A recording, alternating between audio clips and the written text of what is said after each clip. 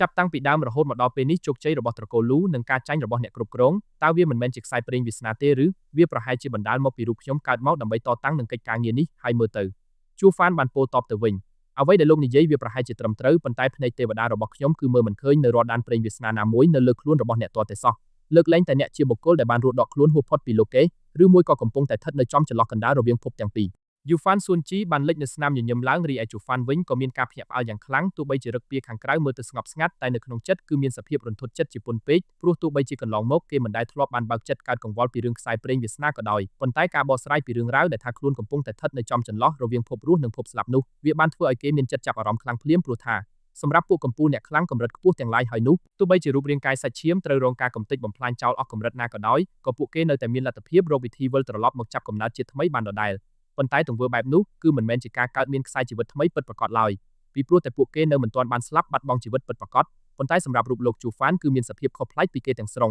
ព្រោះរូបលោកគឺត្រូវបានរងការបំផ្លាញចោលទាំងព្រលឹងវិញ្ញាណនិងរាល់វិញ្ញាណដើមទាំងអស់ចោលអស់រលីងគ្មានសេសសល់តាំងពីដំបូងមករីឯជូហ្វានជនធម្មតាដែលធ្លាប់តែមានឋានៈទាបជាទាសករម្នាក់នោះកាលពីមុនគឺគេពិតជាបានស្លាប់បាត់បង់ជីវិតទៅពិតប្រាកដមែនហើយប៉ុន្តែដោយសារតែមានជំនួយពីសំណាក់គម្ពីរអាត់កំបាំងទាំង9នោះទើបធ្វើឲ្យព្រលឹងទាំងពីរត្រូវរលាយផ្សំបញ្ចូលគ្នាក្លាយជាវិញ្ញាណតែមួយបែបនេះទៅវិញសោះហេតុដូច្នេះហើយការដែលលោកអាចមានសមត្ថភាពរស់ដកខ្លួនរួចផុតពីការគ្រប់គ្រងរបស់ខ្សែព្រេងវាសនាវាពិតជារឿងដែលមានហេតុផលត្រឹមត្រូវណាស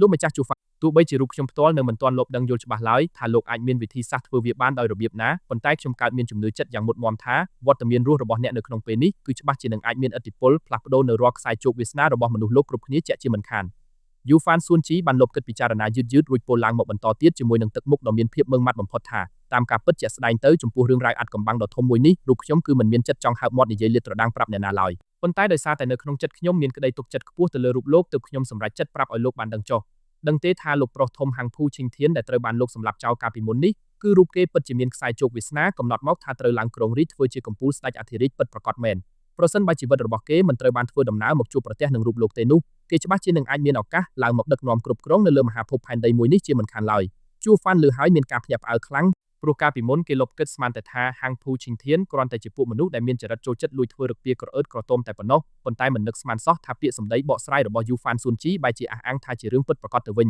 ញខ្សែជោគវាសនាដើមតាំងពីកំណើតរបស់គេគឺពិតជាមានភាពអស្ចារ្យខ្ពង់ខ្ពស់ខ្លាំងណាស់ដឹងទេលោកមេកាព្រោះត្រឹមតែការកលេចខ្សែភ្នែកសម្លឹងមើលទៅចំតែមួយផ្លែតក៏រូបខ្ញុំអាចដឹងច្បាស់បាត់ទៅហើយព្រោះខ្ញុំបានទស្សន៍ទាយដឹងច្បាស់ថាគេពិតជាមានវាសនាខ្ពស់ត្រូវធ្វើជាស្ដេចអធិរាជដឹកនាំនគរនិងមានសិទ្ធិអំណាចពេញលេញក្នុងការឡើងមកធ្វើជាកំពូលអ្នកគ្រប់គ្រង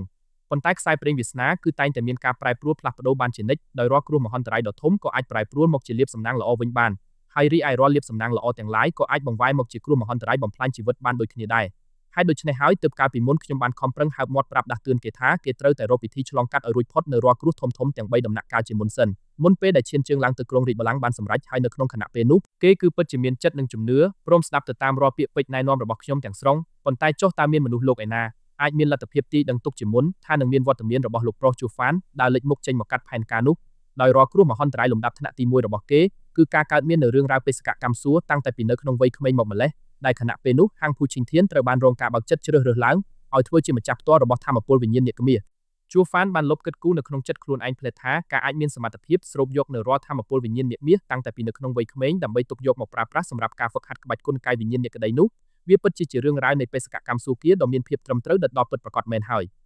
យរីឯចំពោះគ្រោះមហន្តរាយលំដាប់ថ្នាក់ទី2វិញគឺជារឿងរ៉ាវកើតមាននៅគ្រោះថ្នាក់រវាងឪពុកនិងកូនពីព្រោះដោយសារតែផ្អែកទៅលើការជាក់ស្ដែងហាងភូឈីងធានគឺតែងតែជាបុគ្គលដែលមានចិត្តលោភលន់ចង់បាននូវអំណាចបារមីធំជានិច្ចគេពិតជាត្រូវការគ្រប់គ្រងក្រសោបយកនៅរាល់អំណាចបារមីទាំងអស់នៅក្នុងត្រកូលមកទុកនៅក្នុងដៃដើម្បីតែងាយស្រួលក្នុងការរកវិធីដើរទៅសម្រេចនៅរាល់បំណងចិត្តចង់របស់ខ្លួនហើយដូច្នេះហើយនៅក្នុងខណៈពេលបើការប្រកួតប្រជែងរវាងត្រកូលធំៗទាំង100មកដល់គេពិតជាអាចមានឱកាសល្អទទួលបានមកវិញនៅគ្រាប់ថ្នាំទឹកកម្រិត8ដល់ទៅចំនួន4គ្រាប់ពិតប្រាកដមែនប៉ុន្តែគេបែរជាមិនព្រមរកវិធីនាំយកនៅគ្រាប់ថ្នាំដ៏មានតម្លៃទាំងនោះត្រឡប់ទៅប្រគល់ជូនដល់ខាងត្រកូលរបស់ខ្លួនវិញឡើយផ្ទុយទៅវិញបែរជាសុកចិត្តបើកចិត្តបែងចែកវាឲ្យទៅដល់លីនស៊ៀនហ្វុងរួចរួមជាមួយនឹងពួកក្រុមកងបកពួករបស់គេទៅវិញសោះទង្វើមួយនេះគឺធ្វើឡើងដើម្បីតែចង់បង្ហាញនិងពង្រឹងនៅអំណាចបារមីផ្ទាល់ខ្លួននៅក្នុងព្រះរាជវាំងតែប៉ុណ្ណោះហើយគេក៏ពិតជាអាចមានសមត្ថភាពខ្ពស់ឆ្លងកាត់ឲ្យរួចផុតពីគ្រោះថ្នាក់លំដាប់ថ្នាក់ទី2មួយនេះបានសម្រេចរីឯចំពោះគ្រោះមហន្តរាយដ៏ធំដំណាក់កាលចុងក្រោយបង្អស់គឺវាជាការកើតមាននៅគ្រោះនៃបុណ្យនិងបាបកម្មចាស់ពីព្រោះដោយសារតែចរិតលក្ខណៈពីកំណើតហាងភូឈីងធានគេជាមនុស្សមានចិត្តមានរឹកពីក្រអឺតក្រមើងងាយជិះជាន់លើមនុស្សលោកគ្រប់គ្នានៅជុំវិញខ្លាំងណាស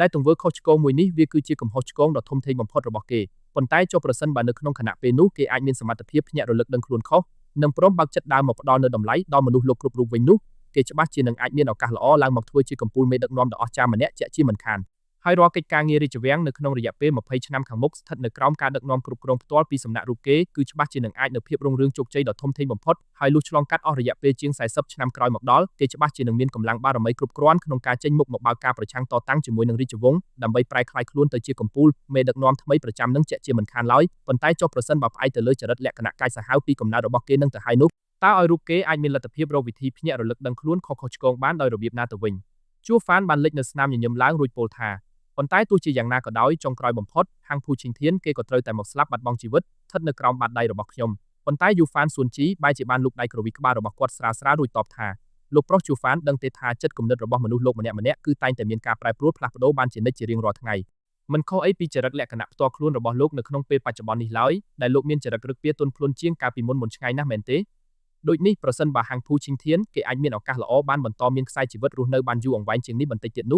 ះវាពិតជារឿងដែលអាចធ្វើទៅរួចពិតប្រាកដមែនថាគេនឹងអាចមានសមត្ថភាពឆ្លងកាត់ឲ្យរួចផុតពីគ្រោះមហន្តរាយដំណាក់កាលចុងក្រោយមួយនេះបានសម្រេចប៉ុន្តែវាពិតជាមានសភាពគួរឲ្យមានក្តីស្ដាយស្រណោះខ្លាំងណាស់ដែលបុគ្គលដ៏មានខ្សែជោគវាសនាខ្ពង់ខ្ពស់ជានាគរិចម្នាក់នោះបែរជាត្រូវធ្វើដំណើរមកបើកការប៉ះទង្គិចគ្នាជាមួយនឹងរូបលោកដែលជាបុគ្គលមិនស្ថិតនៅក្រោមការចារកំណត់នៃខ្សែព្រេងវាសនាទៅវិញសោះ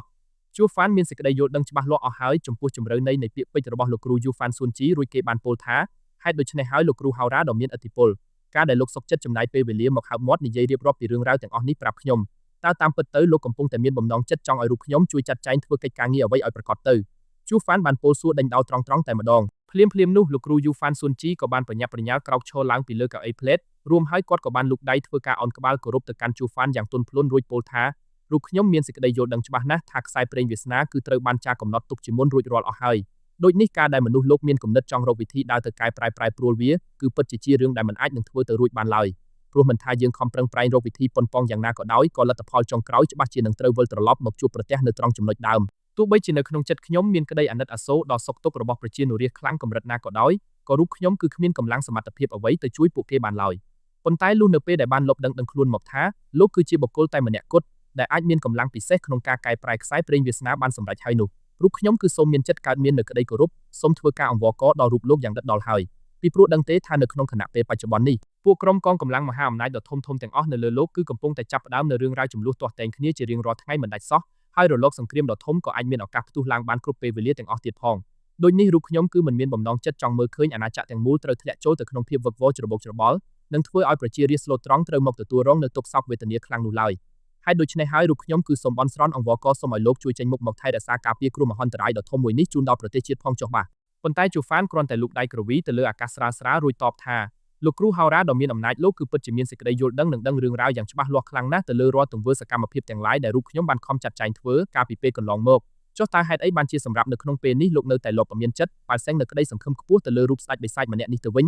ដឹងទេថាតំណែងងារជានាគបិសាចចក្រឡប់ចក្រឋានសួគ៌របស់ខ្ញុំសប្តាហ៍នេះគឺវាមិនមែនជាឈ្មោះដែលសាងឡើងដោយគ្មានមូលដ្ឋានពិតប្រាកដនោះឡើយយូហ្វានស៊ុនជីបានលបបញ្ឈប់សម្ដីរបស់គេអស់មួយសន្ទុះរួចហើយគាត់ក៏បានបន្តពោលឡើងទាំងមានអត្ថន័យជ្រាលជ្រៅបំផុតថារូបលោកគឺពិតជាធ្លាប់បានលបមានចរិតលក្ខណៈជានិមិត្តរូបរបស់ស្ដេចបិសាចដ៏មានឥទ្ធិពលពិតប្រាកដមែនប៉ុន្តែរឿងរ៉ាវទាំងអស់នោះគឺវាគ្រាន់តែជារឿងរ៉ាវដែលស្ថិតនៅក្នុងអតីតកាលតែប៉ុណ្ណោះលោកមេកាជូហ្វានបានហើបមាត់និយាយកាត់ភ្លាមថាមិនថាកាលពីនៅក្នុងសម័យអតីតកាលខណៈពេលបច្ចុប្បន្នឬក៏ឈានចូលទៅដល់សម័យអនាគតខាងមុខនោះទេគឺរូបខ្ញុំនៅតែបន្តរក្សាចរិតលក្ខណៈផ្ទាល់ខ្លួនឲ្យនៅដដែលជានិច្ចយូហ្វានស៊ុនជីបានបង្វែរក្រសែភ្នែកសម្លឹងមើលចំទៅកាន់ផ្ទៃមុខរបស់ជូហ្វានមិនដាក់ភ្នែកឆ្លងកាត់អស់រយៈពេលមួយសន្ទុះធំក្រោយមកលោកគ្រូយូហ្វានស៊ុនជីក៏បានលបដកដង្ហើមធំរួចពោលថាលោកប្រុសជូហ្វានក្នុងពេលដែលលោកមានកម្លាំងពិសេសអាចរស់នៅដកខ្លួនឲ្យរួចផុតពីការគ្រប់គ្រងរបស់ខ្សែព្រេងវាសនាបាត់ទៅហើយនោះចុះតើហេតុអីបានជាលោកនៅតែមានគំនិតចង់រកវិធីដើរទៅតាមគន្លងផ្លូវចាស់ដដែលបែបនេះទោះបីជាផ្អែកទៅលើការជាក់ស្ដែងរូបខ្ញុំគឺនៅមិនទាន់អាចមានលទ្ធភាពដឹងយល់ច្បាស់ពីអត្តសញ្ញាណពិតប្រាកដរបស់លោកកាលពីជាតិមុនក៏ដោយប៉ុន្តែគ្រាន់តែបានលបសម្លឹងមើលទៅលើរាល់កិរិយាមារយាទនិងកម្លាំងសមត្ថភាពក្បាច់គុណដ៏ខ្ពង់ខ្ពស់របស់លោកនៅក្នុងពេលនេះហើយគឺវាបានស្ដែងឲ្យឃើញយ៉ាងច្បាស់កន្លែងថាលោកមិនមែនជាមនុស្សធម្មតាទូទៅឡើយហើយលោកប្រហែលជាវត្តមានរបស់ពួកកំពូលរៀមច្បងចំនួនមុនដែលបានធ្វើការវិលត្រឡប់មកចាប់កំណើតជាតិថ្មីជាក់ជាមិនខានឡើយចុះប្រសិនបើរឿងរ៉ាវពិតប្រាកដគឺវាមានសភាពដិតដល់ត្រឹមត្រូវបែបនោះមែនទេអញ្ចឹងមានន័យថាកាលពីជាតិមុនលោកប្រហែលជាបានជួបប្រទះនៅរឿងរ៉ាវដ៏ធ្ងន់ធ្ងរខ្លាំងណាស់ទើបបានជាបង្ខំចិត្តវិលមកចាប់ជាតិថ្មីដើម្បីដោះខ្លួនឲ្យលែងមានការជាប់ជំពាក់ជំពិនជាមួយនឹងរឿងរ៉ាវខ្សែព្រេងវាសនាទៅទៀតបែបនេះចុះហេតុអ្វីបានជាលោកមិនព្រមឆក់យកឱកាសដ៏ល្អនឹងដើម្បីសាកល្បងបើកចិត្តដើរទៅតាមគន្លងផ្លូវថ្មីមួយសារទៀតទៅជូហ្វានស្រាប់តែនៅក្តីតក់ស្លុតចិត្តជាខ្លាំងនៅក្នុងចិត្តចំពោះពាក្យដាស់តឿនមួយឃ្លានេះព្រោះចាប់តាំងពីគណៈពេលចាប់កំណើតជាតិថ្មីដំបូងមកដល់ពេលនេះ គឺគេមិនដែលធ្លាប់បានលបកើតមាននៅគំនិតផែនការគិតគូរវែងឆ្ងាយពីរឿងរ៉ាវមួយនេះម្ដងណាឡើយដឹងទេថាកាលពីនៅក្នុងជាតិមុននៅក្នុងនាមខ្លួនជាកំពូលស្ដេចបិសាចដ៏មានឥទ្ធិពលម្នាក់គឺគេតែងតែចូលចិត្តរក្សារូបរាងកាយហ្វឹកហាត់ក្បាច់គុណតែម្នាក់ឯងជានិច្ចដោយភាពឯកោប៉ុន្តែលុះឈានជើងចូលមកដល់ក្នុងខ្សែជីវិតជាតិថ្មីមួយនេះវិញគេបែរជាបានធ្វើដំណើរមកជួបប្រទះនឹងមនុស្សលោកជាច្រើនអ្នកថែមទាំងនៅអារម្មណ៍មនោសញ្ចេតនាដ៏ល្អៗជាច្រើនដែលខ្លួនមិនដែលស្គាល់សោះកាលពីជាតិមុនវាប្រហែលជាបណ្ដាលមកពីការវិលត្រឡប់មកចាប់កំណើតជាតិថ្មីនៅក្នុងលើកនេះវាគឺជាឱកាសមាសដ៏មានតម្លៃសំខាន់បំផុតមួយសម្រាប់រូបខ្ញុំដើម្បីជួយលាងជម្រះនិងបោសសម្អាតដល់វិញ្ញាណព្រលឹងព្រមទាំងដើម្បីដំឡើងដល់កម្រិតថាមពលក្បាច់គុណឲ្យកាន់តែមានភាពខ្ពង់ខ្ពស់ឡើងនិងដើម្បីអាចសម្រេចដើរទៅរកចំណុចកំពូលពិតប្រាកដនៃតំណែងជាស្ដេចបិសាចហើយមើលលុះគិតគូរដឹងយល់ដល់ត្រង់ចំណុចកំពូលមួយនេះភ្លាមជូហ្វានក៏ស្រាប់តែមានអារម្មណ៍មានភាពធូរស្រាលនិងមានក្តីសប្បាយរីករាយនៅក្នុងចិត្តជាខ្លាំងរាល់ព្យុះកំហឹងនិងក្តីឈឺចាប់ទាំងឡាយដែលធ្លាប់តែលាក់ទុកនៅក្នុងចិត្តតាំងពីកាលពីជាតិមុនត្រូវបានរលាយសាបសូន្យអស់រលីងនេះវាពិតជារឿងរ៉ាវនៃពរជ័យដ៏ល្អប្រពៃពិតប្រាកដមែនហើយខ្ញុំយល់ព្រមតាមសំណើលោកហើយប៉ុន្តែតើរូបខ្ញុំច្បាស់ជានឹងទទួលបានមកវិញនូវផលប្រយោជន៍អ្វីខ្លះទៅជូហ្វានបានលេចនៅស្នាមញញឹមដ៏មានភាពចម្លែកអាចកំបាំងបំផុតមួយឡើងព្រោះទោះបីជាក្នុងចិត្តរបស់គេមានការព្រមបើកចិត្តយល់ព្រមធ្វើតាមពាក្យណែនាំរបស់លោកគ្រូយូហ្វានសួនជីក៏ដោយប៉ុន្តែចរិតលក្ខណៈពិតប្រាកដពីកំណើតជាស្ដេចបិសាចរបស់គេគឺនៅតែរក្សាសភាពដដែលជានិច្ចមិនមានការប្រែប្រួលយូហ្វានសួនជីមានចិត្តសប្បាយរីករាយត្រេកអរជាខ្លាំងនៅពេលដែលបានដឹងឮមកថាជូហ្វានព្រមបើកចិត្តយល់ព្រមសន្យាថានឹងជួយចេញមុខមកថែរក្សាការពារពិភពលោកមនុស្សចាប់តាំងពីខណៈពេលនេះតទៅពួកសមាជិកត្រកូលយូហ្វានយើងទាំងអស់គ្នាគឺសូមប្រកាសចុះចូលរួមរស់បម្រើនៅក្រោមអំណាចបារមីរបស់លោកប្រុសជានិច្ចបាទហើយពួកយើងក៏ច្បាស់ជានឹងខំប្រឹងប្រែងធ្វើគ្រប់បែបយ៉ាងដើម្បីជួយឃាត់ឃាំងលោកកុំឲ្យបើកការសម្លាប់បោសសម្អាតជីវិតមនុស្សលោកផ្ដេសផ្ដាសឬបង្កផលប៉ះពាល់ធ្វើបាបដល់ពួកសត្វលោកស្លូតត្រង់ដទៃទៀតឡើយជូហ្វានលើបែបនេះហើយគឺមានចិត្តរំភើបញាប់ញ័រជាខ្លាំងព្រោះគិតឃើញថាត្រកូលយូហ្វានដែលត្រូវបានគេចាត់ទុកថាជាបុគ្គលដ៏មានឥទ្ធិពលម្នាក់ស្ថិតនៅក្នុងចំណោមសសរស្តម្ភទាំង4ប្រចាំជាតិនោះប៉ុន្តែសម្រាប់នៅក្នុងពេលនេះពួកគេបែរជាព្រមបើកចិត្តចុះចូលរួមរស់ស្ថិតនៅក្រោមការគ្រប់គ្រងរបស់ខ្ញុំទាំងស្រុងទៅវិញសោះរឿងរ៉ាវដ៏ល្អប្រពៃមួយនេះវាច្បាស់ជានឹងដើរតួនាទីយ៉ាងសំខាន់ក្នុងការជួយលើកកម្ពស់ដល់ឥទ្ធិពលត្រកូលលូយើងឲ្យកាន់តែមានភាពខ្លាំងក្លាអស្ចារ្យឡើងជាក់ជាមិនខានលោកមេការគ្រប់គ្រងធំលោកច្បាស់ជាដឹងហើយថាត្រកូលយូហ្វានយើងគឺតែងតែប្រកាន់ខ្ជាប់នូវគោលការណ៍រក្សាជំហរអព្យាក្រឹតជានិច្ចដោយមិនដែលព្រមលូកដៃចូលទៅក្នុងកិច្ចការងារផ្ទៃក្នុងរបស់ពួកក្រុមកងកម្លាំងដទៃឡើយតាមពិតជាក់ស្ដែងទៅរឿងនេះគឺខ្ញុំមិនគួរណានឹងត្រូវនិយាយប្រាប់លោកឡើយប៉ុន្តែដើម្បីជាការគិតគូរដល់សន្តិភាពសេចក្តីសុខរបស់លោករួចរួមជាមួយនឹងពួកសត្វលោកស្លូតត្រង់ទាំងអស់ហើយនោះរូបខ្ញុំគឺសូមបើកចិត្តធ្វើការលើកលែងទោសឲ្យមួយគ្រាចុះដឹងទេថាកាលពីនៅក្នុងថ្ងៃម្សិលមិញនេះរូបខ្ញុំបានលបបើកការពិនិត្យមើលទៅលើក្រុមកងហោរាសាសនៅលើមេឃរួចបានមើលឃើញយ៉ាងច្បាស់ថាពេលនេះត្រកូលលូគឺកំពុងតែហ្វាត់សឹងនៅភាពរុងរឿងខ្លាំងវាមានសភាពមិនខុសអីពីខ្លែងឯកដែលកំពុងតែត្រូវបានកម្លាំងខ្យល់ធំបោកបក់ជួយសម្រុករុញច្រានឲ្យហោះហើរឡើងទៅលើអាកាសខ្ពស់នោះឡើយប៉ុន្តែទោះជាយ៉ាងណាក៏ដោយគឺនៅមានវត្តមានរបស់ក្រុមកងកម្លាំងដ៏ធំធេងចំនួន4ដែលអាចមានលទ្ធភាពបង្កើតជាភាពគំរាមកំហែងដល់អនាគតត្រកូលលូបានជានិច្ចជូហ្វានមានក្តីអន្ទះសារខ្លាំងរួចបានប្រញាប់ពោលសួរដេញដោលភ្លាមថាតើក្រុមកងកម្លាំងដ៏ធំទាំងនោះវាជានរណាខ្លះទៅលោកគ្រូហោរាដំណាក់កាលលំដាប់ថ្នាក់ទី2គឺត្រកូលហាងភូដែលជាក្រុមកងកម្លាំងដែលមានថាមពលបារមីខ្លាំងប្រៀបដូចជាកម្លាំងនាគដីដ៏មានអំណាចរីឯដំណាក់កាលលំដាប់ថ្នាក់ទី2គឺវត្តមានរបស់លោកអគ្គមហាសេនាបតីដែលមានកម្លាំងសមត្ថភាពខ្ពស់មិនខុសអីពីកម្លាំងនាគលៈខ្លួនពួនអាត្មាបាទលុះពោលដាច់ពាក្យសម្ដីពន្យល់រួចរាល់ភ្លាមយូហ្វានសួនជីក៏បានលបដកដង្ហើមធំឡើងមករួចហើយគាត់ក៏បានបង្វាយក្រសែភ្នែកសម្លឹងតម្រង់ទៅកាន់ទិសដៅខាងជើងឆ្ងាយប៉ុន្តែចំពោះរឿងរ៉ាវដែលធ្វើឲ្យរូបខ្ញុំមានក្តីខ្វល់ខ្វាយនិងកើតមានក្តីព្រួយបារម្ភខ្លាំងបំផុតនៅក្នុងចិត្តនោះនឹងជាកិច្ចការងារដែលអាចមានលទ្ធភាពខ្ពស់ក្នុងការបង្កើតជាគ្រោះមហន្តរាយដ៏ធំបំផុតមកបំផ្លាញដល់ខ្សែជីវិតរបស់លោកនោះគឺវត្តមានក្រុមកងកម្លាំងនាគបិសាចដ៏កំណាចរបស់អាណាចក្រឈួនរងនោះឯងបាទលុះនៅពេលដែលបានឮពាក្យព្រមានដ៏គួរឲ្យរន្ធត់ចិត្តបែបនេះភ្លាមជូហ្វានក៏ស្រាប់តែនឹកក្តីភ្ញាក់ផ្អើលជាខ្លាំងនៅក្នុងចិត្តភ្លេតព្រោះដឹងខ្លួនច្បាស់ណាស់ថាអាណាចក្រឈួនរងគឺស្ថិតនៅចម្ងាយដាច់សែនឆ្ងាយណាស់ពីដែនដីមហាអាណាចក្រដ៏ធំមួយនេះតើឲ្យពួកគេអាចមានលទ្ធភាពរកវិធីធ្វើដំណើរមកបង្កផលប៉ះពាល់ដល់សុខទុក្ខរបស់ពួកយើងបានដោយរបៀបណាទៅវិញព្រោះទោះបីជាពួកគេមានបំណងចង់បើកការវាយលុកឈ្លានពានមែននោះក៏នៅក្នុងនគរយើងមានវត្តមានរបស់កំពូលមេទ័ពការពារជាតិទូហ្គូចានធានម្នាក់ឯងចាំជួយចេញមុខរារាំងទប់ទល់បាត់ទៅហើយ